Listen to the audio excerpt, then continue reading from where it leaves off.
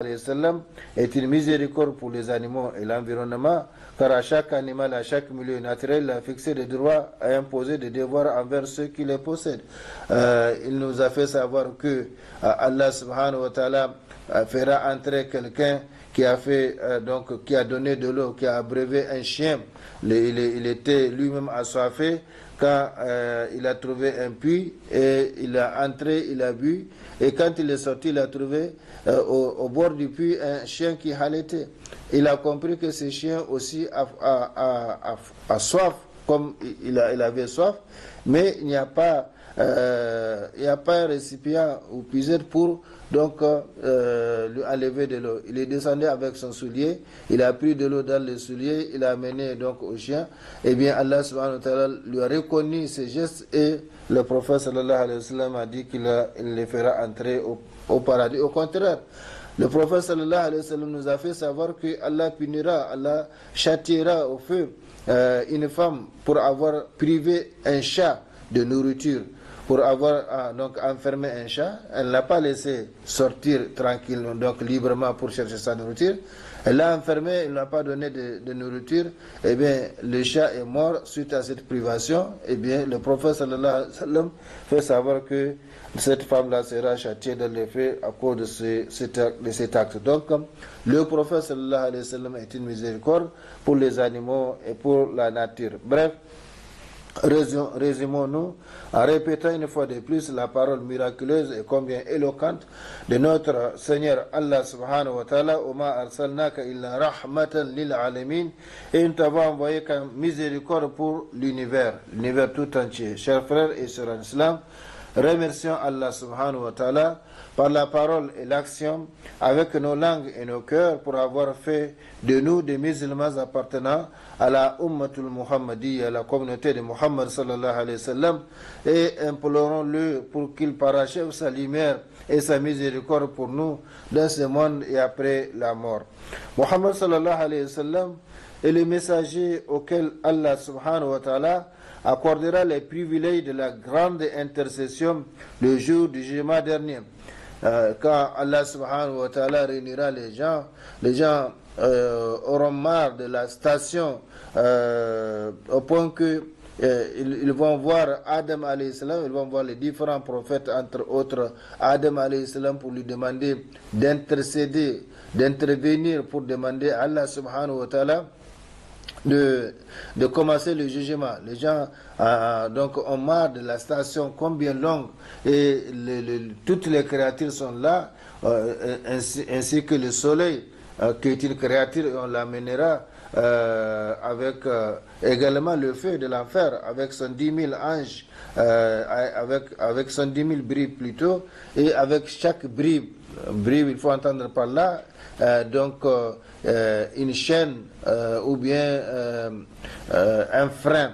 Donc la bribe par exemple d'un animal, eh bien l'enfer on l'amènera au rassemblement avec son 10 000 bribes, et avec chaque bribe il y aura son 10 000 anges qui le tiennent. Les gens vont transpirer au point que la transpiration engloutira certains, bien sûr la transpiration en fonction des actions des êtres humains. Certains, la transpiration les engloutira, d'autres au niveau du cou, d'autres au niveau de la poitrine, d'autres au niveau des genoux, ainsi de suite, chacun en fonction. Et ces jours-là, les gens seront ceux qui ont fait des aumônes seront sous l'ombre de leur aumône. Ceux qui ont fait partie de cette catégorie de personnes qu'Allah mettra sous son ombre le jour où il n'y aura pas d'ombre, eh bien, ils seront sous l'ombre d'Allah subhanahu wa ta'ala, ainsi de suite. Mais la majorité, le reste, eh bien, ne pouvons plus supporter la longue station et également la chaleur de l'enfer, du soleil, etc. Eh bien, ils vont demander à Adam d'intervenir pour que Allah commence le jugement, même si c'est pour aller en enfer. Les gens sont prêts. L'essentiel, c'est que on en a marre de cette station et que Allah subhanahu wa ta'ala commence à trancher entre les gens. Mais Adam ne pourra pas satisfaire leurs demandes, il s'excusera, ils vont voir les différents prophètes, Adam alayhi salam, jusqu'à ce qu'ils viennent à Jésus, qui s'excusera pour avoir été adoré après son rappel à Allah subhanahu wa ta'ala, et ils finiront finalement par le prophète sallallahu alayhi wa sallam, à qui Allah autorisera donc d'intercéder. Il va se prosterner devant Allah subhanahu wa ta'ala et le louer par des louanges, des éloges dont on n'a jamais entendu parler auparavant. Et après, Allah subhanahu wa ta'ala tranchera donc entre les créatures pour que chacun aille vers sa destination en fonction de ses œuvres. Donc, le prophète sallallahu alayhi wa sallam est le messager auquel Allah subhanahu wa ta'ala accordera les privilèges de la grande intercession le jour du jugement dernier. Muhammad sallallahu alayhi wa sallam est l'imam des prophètes et le sceau des messagers, donc les derniers des messagers. Il n'y aura plus de messagers après le prophète sallallahu alayhi wa sallam, comme il n'y aura plus de prophètes, et c'est pourquoi il est à la fois Rasoul, messager, et Nabi, prophète. Le messager, c'est donc un prophète ou un envoyé qui vient avec une constitution, une législation, comme le Coran, comme la Torah, comme l'évangile. Donc, tandis qu'un prophète, Allah subhanahu wa ta'ala lui inspire, mais il ne l'envoie pas avec un livre, une législation. Donc, le prophète sallallahu alayhi wa sallam est à la fois Rasoul et Nabi, messager et prophète. Muhammad sallallahu alayhi wa sallam est l'imam des prophètes et le sceau des messagers. Allah subhanahu wa ta'ala l'a choisi et élu parmi tous les êtres humains. Allah subhanahu wa ta'ala lui a réservé une place qu'il n'a réservée à aucun messager ou prophète. Il a fait de sa communauté la meilleure des communautés humaines. Kuntum khayra ummatin ukhrijat lin-nas ta'muruna bil ma'ruf wa tanhauna 'anil munkar wa tu'minuna billah. Vous êtes la meilleure communauté surgie pour l'humanité, mais avec ces conditions, vous recommandez donc le bien, vous interdisez le mal sous toutes ses formes et vous croyez tout en croyant donc en Allah subhanahu wa ta'ala. Et tant que la communauté musulmane, la communauté de Muhammad sallallahu alayhi wa sallam observe les principes de la recommandation du bien et la censure du mal, et tout en croyant en Allah subhanahu wa ta'ala, eh bien elle sera la meilleure des communautés et vice versa, qu'Allah subhanahu wa ta'ala nous en préserve. Donc Allah l'a choisi et élu parmi tous les êtres humains. Allah subhanahu wa ta'ala lui a réservé une place qu'il n'a réservée à aucun messager ou prophète. Il a fait de sa communauté la meilleure des communautés humaines. Il a fait descendre sur lui le meilleur de ses livres et la dernière de ses révélations. Donc, comme il est le dernier des prophètes et des messagers, de la même façon, sa constitution ou son livre qu'il a apporté d'Allah subhanahu wa ta'ala est le dernier livre. Il n'y aura plus de révélation après le noble Coran, et également il n'y aura plus de prophètes ou messagers après Muhammad sallallahu alayhi wa sallam. Il a fait de la loi en lui, il a fait de la foi en lui un pilier et une condition de l'islam. Il faut nécessairement professer, attester Ashhadu an la ilaha illallah wa ashhadu anna Muhammadur Rasulullah. C'est le premier pilier parmi les piliers fondamentaux de l'islam, et sans cela on ne peut pas accéder à la porte de l'islam. C'est le premier pilier, et donc il faut nécessairement ajouter foi à l'apostolat de Muhammad sallallahu alayhi wa sallam. Il a fait de la foi en lui un pilier et une condition de l'islam, de sorte que nul ne peut devenir musulman croyant que s'il affirme et atteste publiquement et secrètement, intérieurement et extérieurement, que Muhammad sallallahu alayhi wa sallam est serviteur et envoyé d'Allah. Il a fait de ses femmes les mères des croyants jusqu'à la fin du monde. Allah subhanahu wa ta'ala l'avait protégé contre ses ennemis intérieurs et extérieurs jusqu'à sa mort. Donc les femmes du prophète sallallahu alayhi wa sallam sont les mères de croyants, et c'est pourquoi il leur a interdit donc d'épouser ces femmes. Et par conséquent, Allah subhanahu wa ta'ala l'a protégé contre ses ennemis intérieurs et extérieurs jusqu'à sa mort. Il a protégé et continue de protéger les livres qu'il a fait descendre sur lui jusqu'à ce que la terre et ses habitants soient hérités par le Créateur. Inna nahnu nazzalna dhikra wa inna lahu lahafidhun. C'est nous qui avons fait descendre le dhikr, donc le Coran, et nous en sommes les gardiens. Donc Allah subhanahu wa ta'ala n'a pas confié la sauvegarde ou la garde, donc la protection de son livre à une catégorie de gens. Non, c'est lui-même qui s'est engagé à protéger le noble Coran. Et c'est pourquoi celui qui essaie d'attenter, de toucher ou de profaner ce livre, eh bien Allah subhanahu wa ta'ala n'hésite pas à les saisir. Comme celui qui hésite, celui qui essaie donc de profaner, de souiller le renom du prophète sallallahu alayhi wa sallam, de s'attaquer au prophète sallallahu alayhi wa sallam, eh bien Allah subhanahu wa ta'ala n'hésite pas à les punir. Muhammad sallallahu alayhi wa sallam est la seule créature humaine par la vie de qui Allah a juré. Allah subhanahu wa ta'ala a juré par la vie du prophète sallallahu alayhi wa sallam, et cela dans ce noble livre, tout comme il a juré subhanahu wa ta'ala par sa ville où il était né, par la ville, c'est-à-dire Al-Balad al-Amin dont il est question de la sourate. Eh bien il s'agit de la Mecque, la ville native du prophète sallallahu alayhi wa sallam où il était né, c'est-à-dire la Mecque. Il ne l'a point appelé par son nom, contrairement aux autres prophètes et messagers. Donc, Ya ayyuha Rasul, Ya ayyuha Nabi, mais pas par son nom. Mais le nom du prophète Muhammad sallallahu alayhi wa sallam est cité dans le noble Coran 4 fois. Oui, qui peut parler et finir de parler de Muhammad sallallahu alayhi wa sallam, de sa place et de son privilège auprès de son Seigneur. Qui peut cerner tous les avantages qu'Allah subhanahu wa ta'ala a accordé à Muhammad sallallahu alayhi wa sallam, des avantages relatifs à ces bas mondes et à l'au-delà, contenus dans le noble Coran et les hadiths authentiques. Donc, chers frères et sœurs en islam, lisez la biographie de votre prophète Muhammad sallallahu alayhi wa sallam. Et Dieu merci, alhamdulillah, aujourd'hui, cette biographie est traduite presque dans toutes les langues, comme dans toutes les langues importantes, comme le noble Coran est traduit également dans toutes les langues importantes. Donc, essayez de connaître votre prophète sallallahu alayhi wa sallam et connaître sa place, son privilège, donc auprès de son Seigneur Allah subhanahu wa ta'ala, et cela aide donc les musulmans non seulement à connaître, à chercher, à les suivre, parce que Allah l'a proposé comme excellent modèle à suivre. Or, on ne peut pas suivre quelqu'un sans le connaître. On ne peut pas suivre quelqu'un sans connaître ce comportement, sans connaître ses actions, ses paroles. Et c'est pourquoi nous avons dit que la sunna du prophète sallallahu alayhi wa sallam s'est répartie en 5 catégories.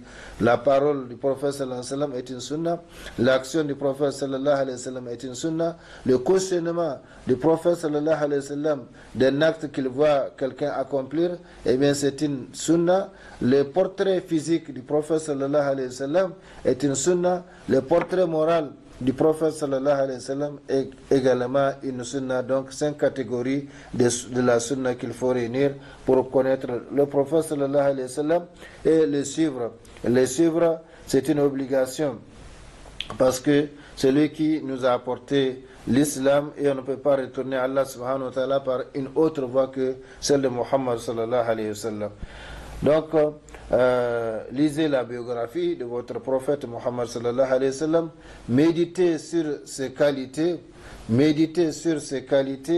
puis essayez de l'imiter dans ses actes, dans ses paroles, dans ses comportements, car c'est l'unique modèle humain qu'Allah a proposé aux croyants. Chaque musulman aura une moralité proportionnelle à sa connaissance du prophète Muhammad sallallahu alayhi wa sallam et à son application de cette connaissance. Donc non seulement il faut connaître la biographie du prophète sallallahu alayhi wa sallam, mais également appliquer, donc essayer d'imiter donc le prophète sallallahu alayhi wa sallam.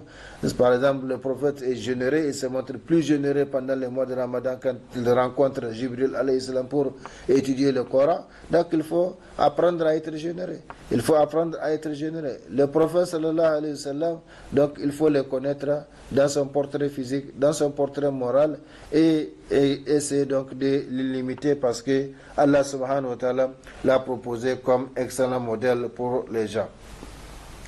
Donc, chers frères et sœurs, pendant qu'il reste 5 bonnes minutes à passer ensemble pour cette émission, nous allons voir à titre d'exemple quelques particularités de ce grand personnage, de cette unique personnalité dans l'histoire humaine, des particularités qui prouvent et mettent en évidence la place et les privilèges de ces prophètes auprès du Seigneur de l'univers, des particularités relatives à ces bas mondes et des particularités relatives à l'au-delà. Donc, qu'ils ne partagent pas avec même les prophètes, même les messagers, a fortiori avec les autres créatures, avec les autres hommes. La première particularité, l'engagement pris de tous les prophètes et messagers. Parmi les particularités par lesquelles Allah subhanahu wa ta'ala a distingué Muhammad sallallahu alayhi wa sallam, il y a le fait d'avoir pris de tous les prophètes et de tous les messagers, sans exception, un engagement solennel par rapport à Muhammad sallallahu alayhi wa sallam. Un engagement qui consiste à croire en lui, à le suivre et à le secourir s'il venait à le trouver en vie. Donc si je me fais comprendre, si par exemple Moussa alayhi salam, Isa alayhi salam, Jésus, Moïse, eh bien, si les prophètes venaient à les trouver en vie, eh bien, ils ont l'obligation de le suivre. Ils ont l'obligation de le suivre. Donc, c'est ça, cet engagement. Un engagement qui consiste à croire en lui, à le suivre, à le secourir, s'ils venaient à les trouver en vie. Allah a non seulement fait signer tous ses prophètes et messagers un tel engagement, mais il a également exigé de leur peuple respectif, c'est-à-dire non seulement le prophète ou messager qui sera en vie au moment de la venue de Muhammad sallallahu alayhi wa sallam aura l'obligation de croire à celui-ci, de le suivre et de le secourir, mais il incombera également au peuple donc de ces prophètes de croire, de suivre et de prêter main forte à Muhammad sallallahu alayhi wa sallam. Cet engagement est valable durant la vie de ce prophète comme il est valable même après la mort de ce prophète. Autrement dit, il incombe aux disciples des autres prophètes avant Muhammad sallallahu alayhi wa sallam, comme les disciples de Moïse, les disciples de Jésus, eh bien il leur incombe d'ajouter foi à sa mission, de le suivre et de l'aider, même si leur prophète n'existe plus.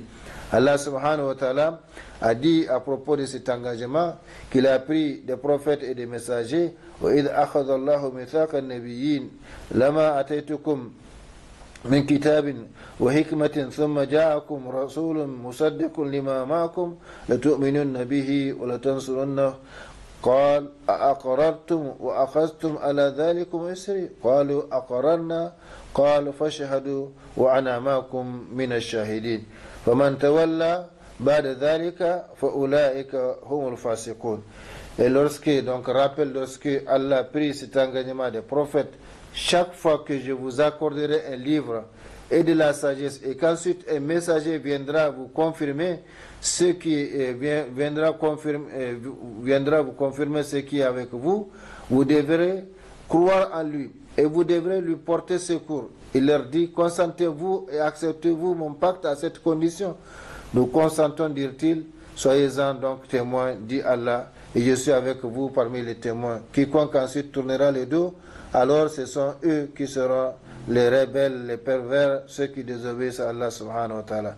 Chers frères et sœurs, le temps consacré à notre émission arrive à sa fin. Nous allons nous arrêter, Inch'Allah. Ici, nous reviendrons sur la suite de ce thème, donc plus précisément sur les particularités de Muhammad sallallahu alayhi wa sallam, des particularités qu'il ne partage pas avec quelqu'un d'autre. Qu'Allah subhanahu wa ta'ala nous conforme davantage à ce qu'il aime agréer, qu'Allah subhanahu wa ta'ala nous fasse bénéficier de ce que nous avons dit, de ce que vous avez entendu, et qu'il nous conforme davantage à sa sainte parole, à sa sainte volonté, partout et toujours. Allahumma rabbana taqabbal minna innaka anta samiul alim wa tub alayna innaka anta tawwabur rahim. Allahumma a'izz al-islam wal muslimin. Allahumma a'izz al-islam wal muslimin fi kulli makan wa fiqna da'iman lima tuhibbu wa tarda min al-aqwal wal af'al wal ahwal برحمتك يا أرحم الراحمين. اللهم صل وسلم وبارك وعن إمام عبدك رسولك محمد وعلى آله وأصحابه أجمعين. سبحان ربك رب العزة ما يصفون وسلام على المرسلين والحمد لله رب العالمين والسلام عليكم ورحمة الله تعالى وبركاته.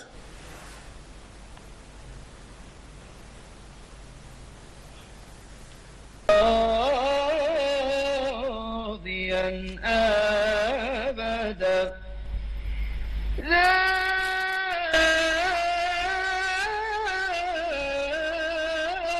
توبة فيك أيضا ماضيا أبدا. Nous passerons tous, sans exception, par un pont au-dessus de l'enfer. En effet, tout être humain passera au-dessus de l'enfer le jour du jugement dernier.